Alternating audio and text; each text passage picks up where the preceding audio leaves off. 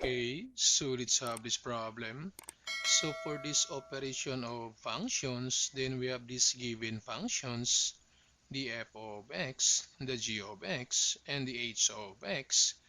Then to solve this function, since we can rewrite this function as f of x, then plus the g of x, then substitute now the value. So for f of x, that's 3x minus 5.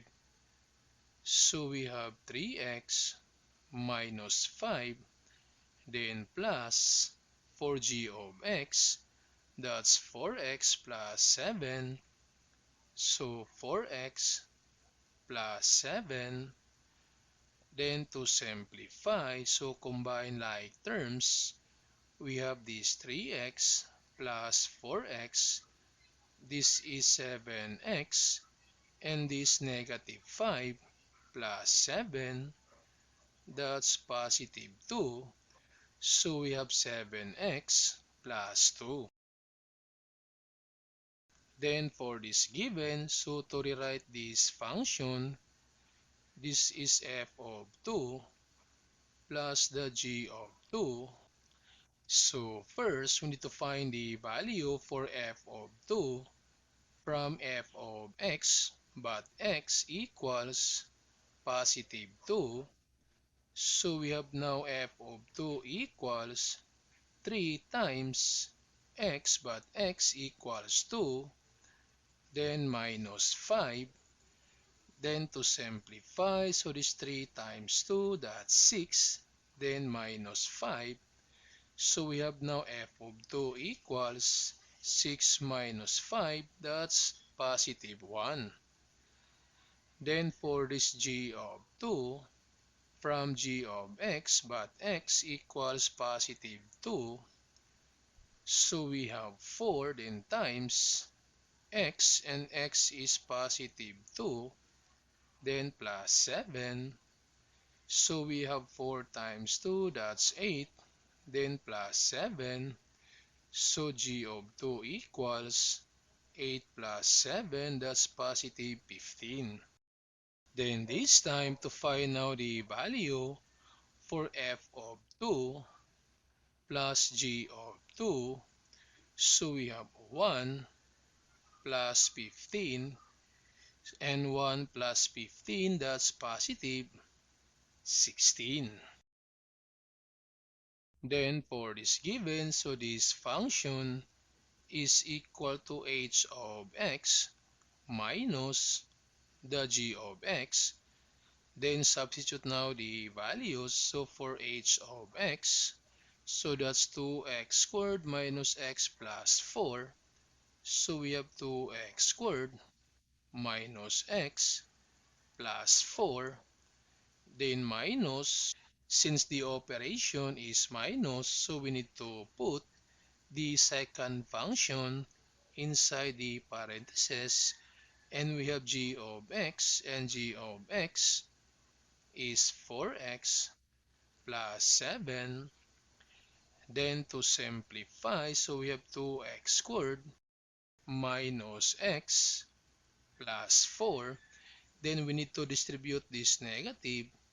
So this becomes negative 4x, and this becomes negative 7. Then combine like terms. So just bring down this 2x squared and this negative x and negative 4. Since the same negative, you add and just copy the sign. So this negative x is equal to negative 1x, and negative 1, negative 4, that's negative 5x. Then for this positive 4 and negative 7, this is negative 3. So we have 2x squared minus 5x minus 3. Then for this given, since we can rewrite this function as g of negative 1, then minus the h of negative 1. Then again, we need to find first the value for this g of negative 1 from g of x, but x equals -1. So we have now g of -1 equals 4 times x, and x is -1, then plus 7, then simplify. So 4 times -1, that's -4, then plus 7. So we have now g of -1 equals -4 plus 7, that's +3. Then for this h of -1, so from h of x, but x equals -1, so we have 2 times x, and x is -1, then to the power 2, then minus x, and x is -1, then plus 4. Then to simplify, so we have 2 times this -1 to the power 2, so negative times negative, that's +1. And we have this double negative, so that becomes +1, then plus 4. Then to simplify, this 2 times 1 is 2, plus 1, plus 4. So h of -1 equals 2 plus 1 plus 4, that's +7. Then this time to find now the value of this function, so we have this g of -1, that's +3, then minus the h of -1, that's +7, and this 3 minus 7, that's -4.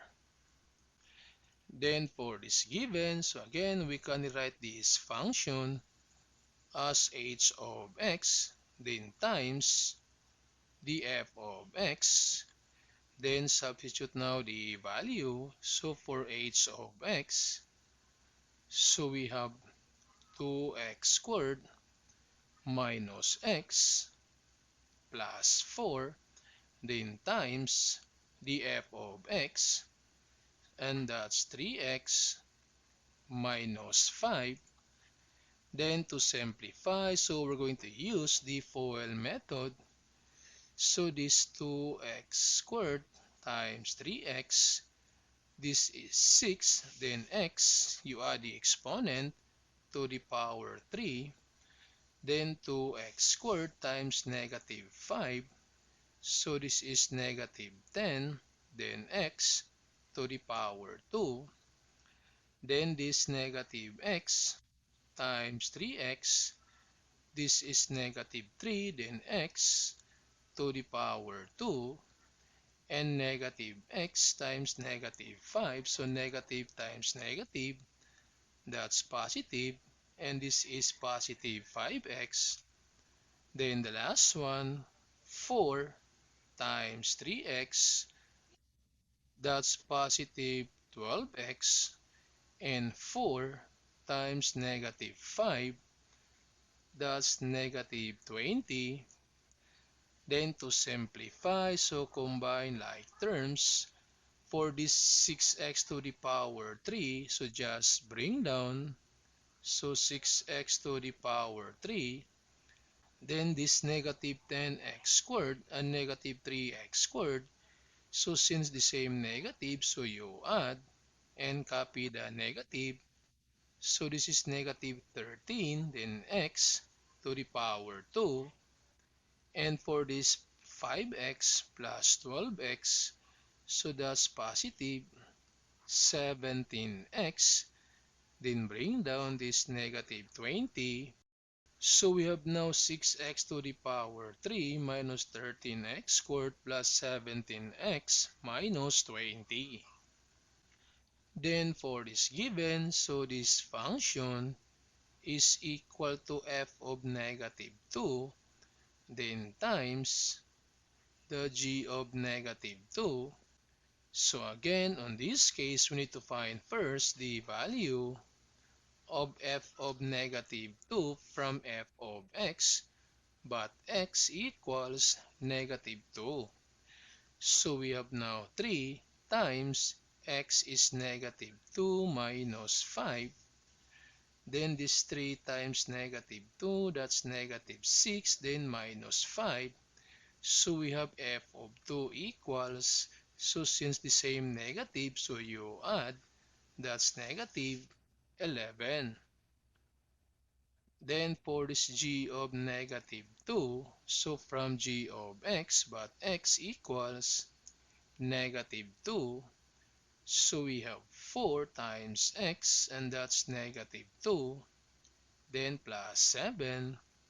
Then this 4 times negative 2, this is negative 8 plus 7. So we have now g of negative 2 equals negative 8 plus 7. This is negative 1. Then to find now the value for this function, so we have f of negative 2, that's negative 11, then times g of negative 2, that's negative 1, then multiplying the same negative, so negative 11 times negative 1, that's positive, and 11 times 1, that's 11, so we have now positive 11. Then for this given, so this function is equal to f of 3 over the h of 3. Then again, we need to find first this f of 3 from f of x, but x equals positive 3. So we have 3 times x, and x is 3, then minus 5. And this 3 times 3 is 9 minus 5. So f of 3 equals 9 minus 5, that's positive 4. Then for this h of 3 from h of x, but x equals positive 3, so we have 2 times 3 to the power 2 minus x. X is positive 3, then plus 4. Then to simplify, so we have 2 times 3 squared. This is 9. Then negative 3 plus 4. Then this 2 times 9. This is 18 minus 3 plus 4. So we have now h of 3 equals this 18 minus 3, that's positive 15, and 15 plus 4, that's positive 19. So to find now the value for this function, so we have this f of 3, that's positive 4, then over h of 3, that's positive 19, so we have 4 over 19. Then for this given, so this is equal to h of 1 over the g of 1. Then to find the value for this h of 1 from h of x, but x equals 1, so this is 2 times 1 to the power 2 minus x is 1, then plus 4. So this is 2 times 1, that's 2 minus 1 plus 4. So h of 1 equals 2 minus 1, that's 1, then plus 4. So equals positive 5. Then for this g of 1, so we have g of x, but x equals 1. So that's 4 times 1 plus 7. And 4 times 1 is 4 plus 7.